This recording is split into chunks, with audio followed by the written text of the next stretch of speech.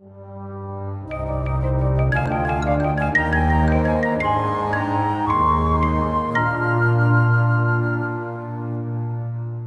Feast of Unleavened Bread. There's 11 statutes. Now we're going to start moving because I got to go through these quickly. I don't want to keep you guys too late. You shall eat unleavened bread for 7 days. You guys probably knew that already. Those that eat unleavened bread shall be excommunicated. What does excommunication mean, though? We already mentioned it a few weeks ago.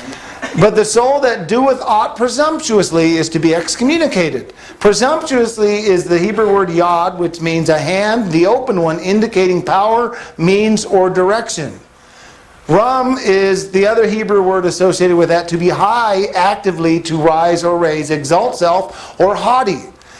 This is purposeful. This is defiance.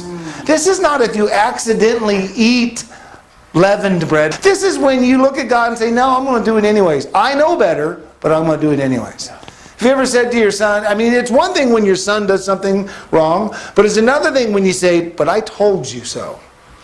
And they knew, and they didn't do it. Now there's no excuse. There's a big difference, and that's what excommunication is in the Scripture, and we get that mixed up. So just because we accidentally eat leavened bread does not mean we're going to be excommunicated. Because you go out somewhere, you didn't realize that this had leaven in it. There's lots of things. So excommunication is not as big a deal as we think. We think God's being mean, but He's not. There shall be no leavened bread in all the camp for 7 days. So we're supposed to remove it and keep it away for 7 days. And it always talks about bread.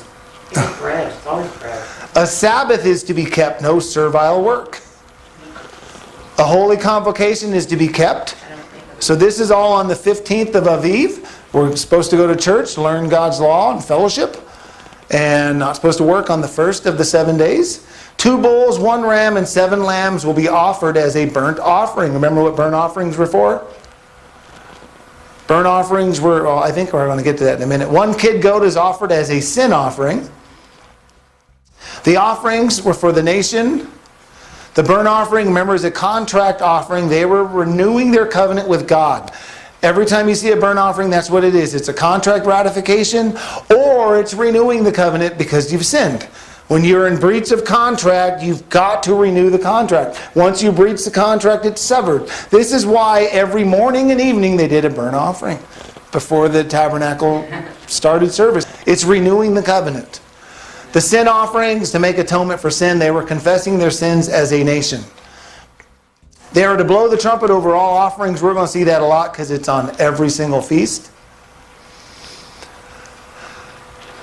Then the 21st of Aviv, this is the last day of the week. A Sabbath is to be kept, no servile work. So we're to go to church again and learn God's law, could learn His Word. A holy convocation is to be kept. So no work, go to church.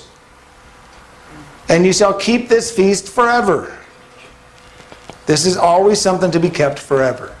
Is excommunication like life sentence? Yes, it would be like expatriation or committing treason and being kicked out of America. That's what it meant. Okay. The church kind of throws that around today, but it's not the same thing. In other words, you're disfellowshipped, so to say. I'm not going to do business with you. You're a stranger. You're a foreigner to Israel now. And so you need to go find another nation to live or go support yourself. And that's what excommunication is.